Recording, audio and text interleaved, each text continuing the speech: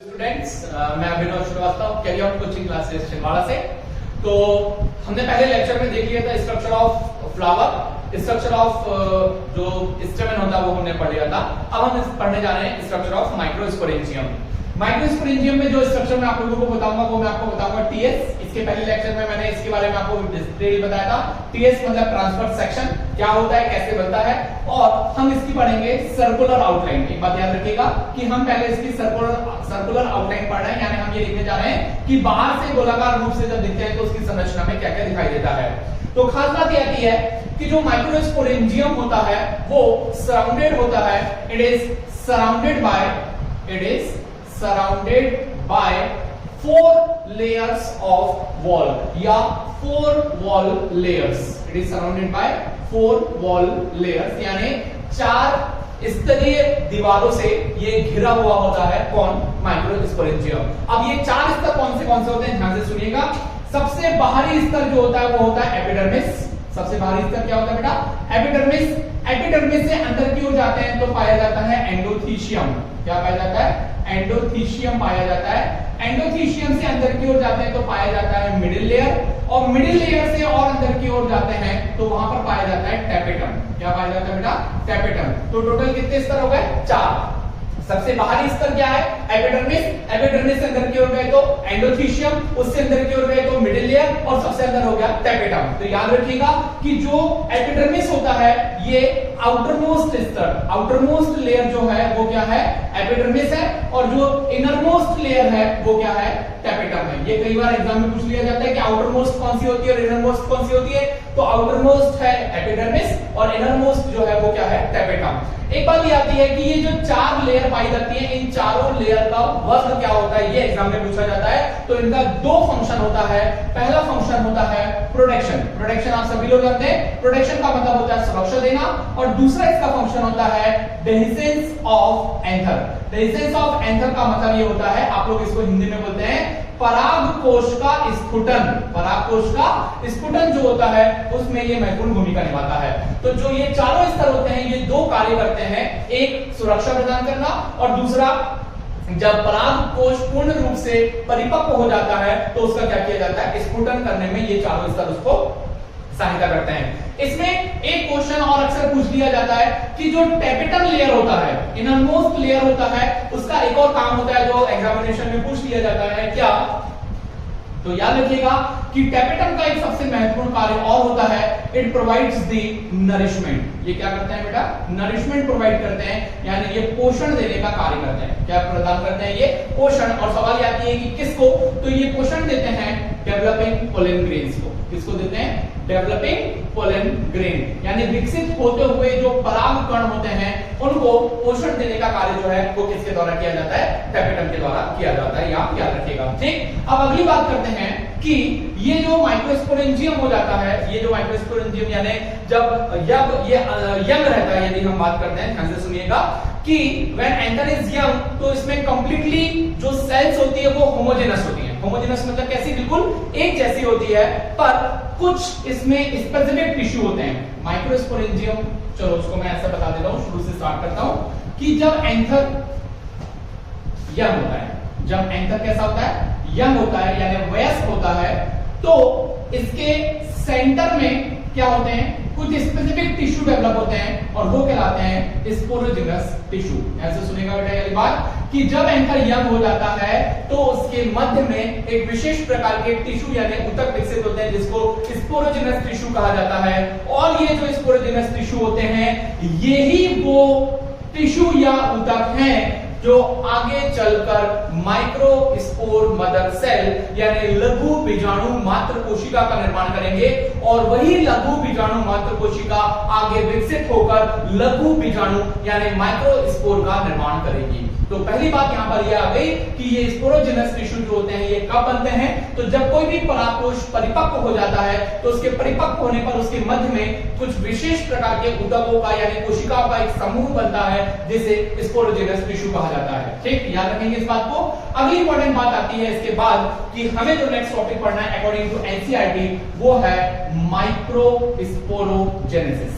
Microsporogenesis microsporogenesis क्या है? तो ये कहलाता है हिंदी में लघु बीजाणु जनन। क्या कहलाता है बेटा? ये लघु बीजाणु जनन कहलाता है। अब मेरी बात बहुत ध्यान से सुनिएगा।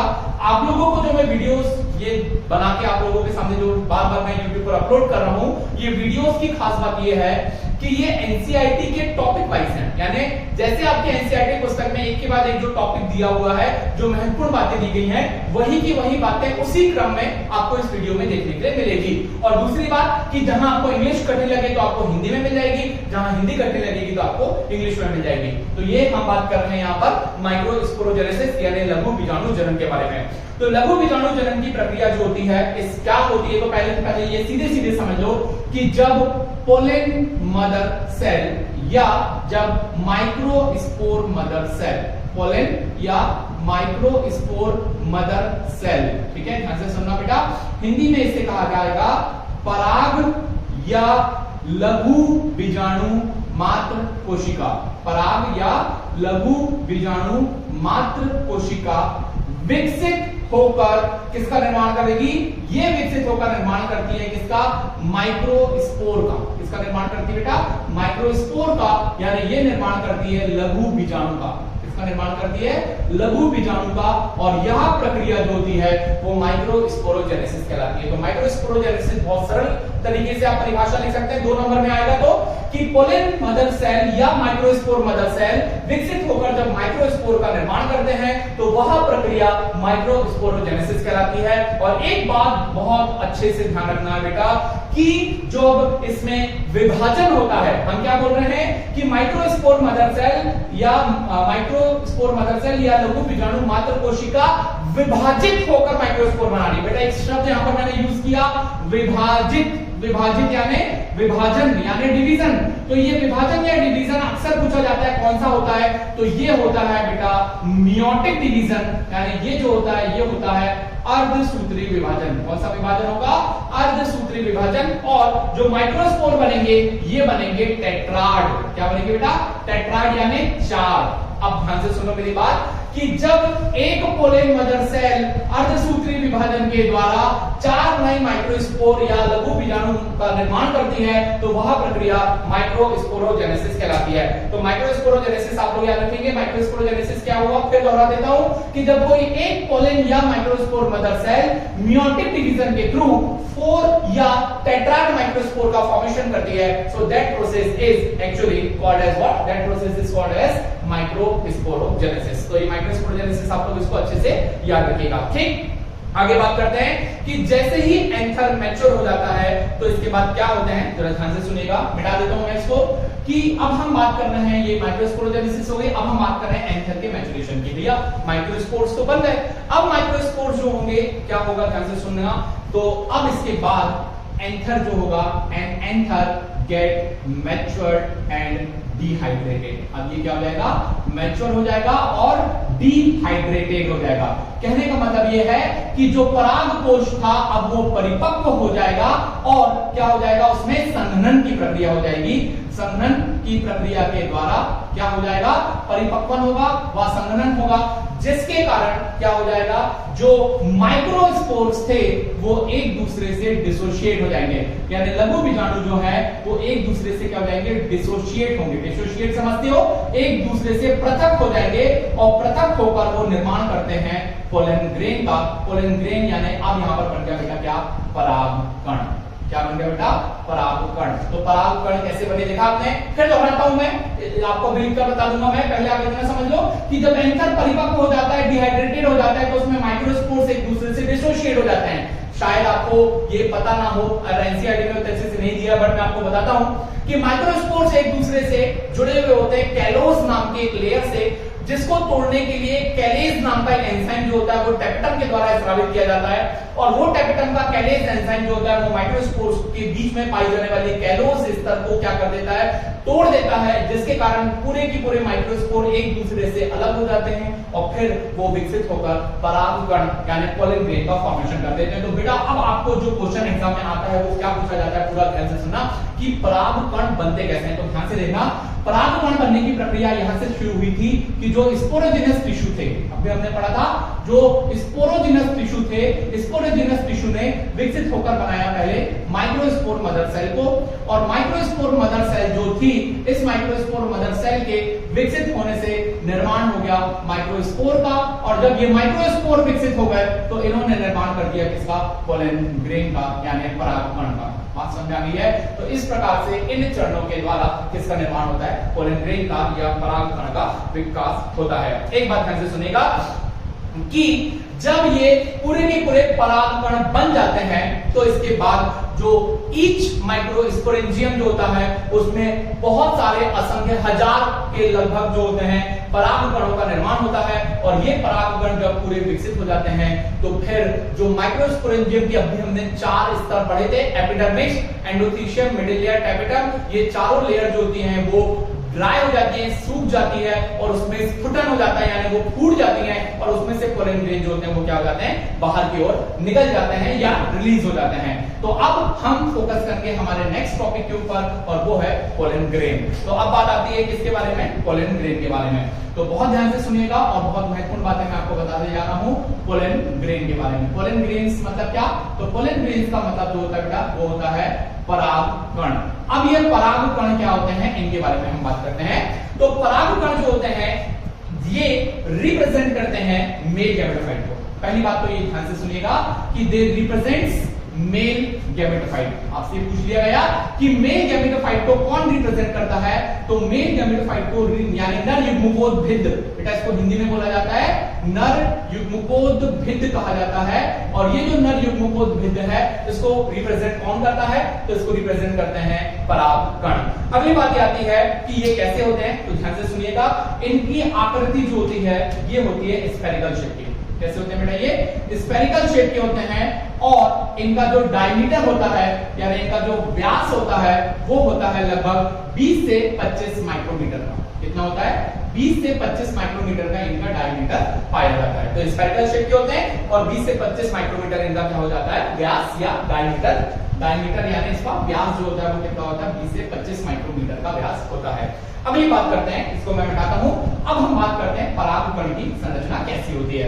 तो परागकण की संरचना यदि हम उसको बना के पहले समझने की कोशिश करते हैं कि कैसा दिखाई देता है, तो आप ऐसा देखिएगा, इसके अंदर एक लेयर होती है, एक स्तर होता है, ठीक है, उसके अंदर न्यूक्लियस पाया जाता है। इसके अंदर जो होता है कोशिका द्रव्य और कुछ वैक्यूल्स या रिक्तिका जो होती है वो भी पाई जाती हैं, और इसके अंदर कुछ वैक्यूल्स जो होते हैं वो भी स्थित होते हैं। ये हो गया आपकी इनर लेयर, अंदर वाली भित्ति, ठीक है। इसके अलावा बाहर की तरफ भी एक इसमें दीवार पाई जाती है, और ये दीवार जो होती है ये इस तरीके से खुरदुरी होती है यानी रिजिड होती है, ठीक है।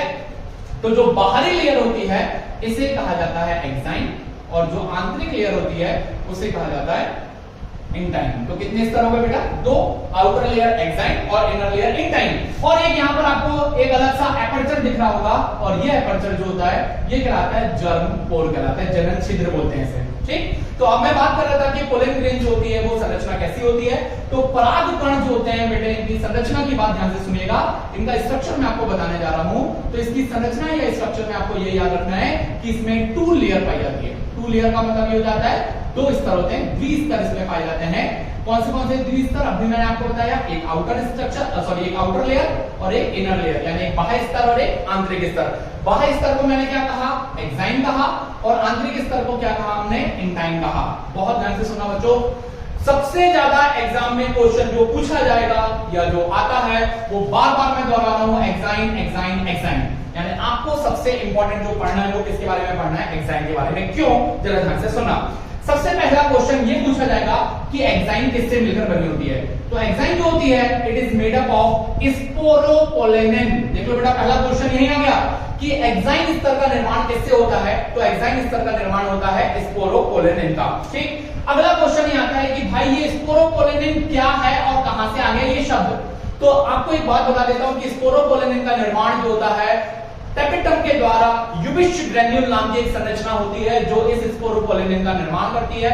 स्पोरोपोलेनिन जो होता है it is the most resistant organic material, most resistant organic material. बहुत ध्यान से सुनना मेरी बात। ऑर्गेनिक मटेरियल कहने का मतलब यह है कि सर्वाधिक प्रतिरोधी कार्बनिक पदार्थ क्या होता है, यदि कभी क्वेश्चन आया तो उसमें आंसर होता है स्पोरोपोलेनिन। ये किसी भी तरीके के टेम्परेचर से यानी तापमान से, एसिड से और एल्कलाई से, सभी परिस्थितियों से ये क्या कर सकता है, परागकण की सुरक्षा कर सकता है। ठीक, एक बात और बताता हूं कि जो स्पोरोपोलेनिन जो होता है, इसको कोई भी एंजाइम जो होता है, अभी तक कोई ऐसा एंजाइम नहीं मिला जो स्पोरोपोलेनिन को क्या कर सकता है, डिग्रेड कर सकता हो, यानी उसको तोड़ सकता है।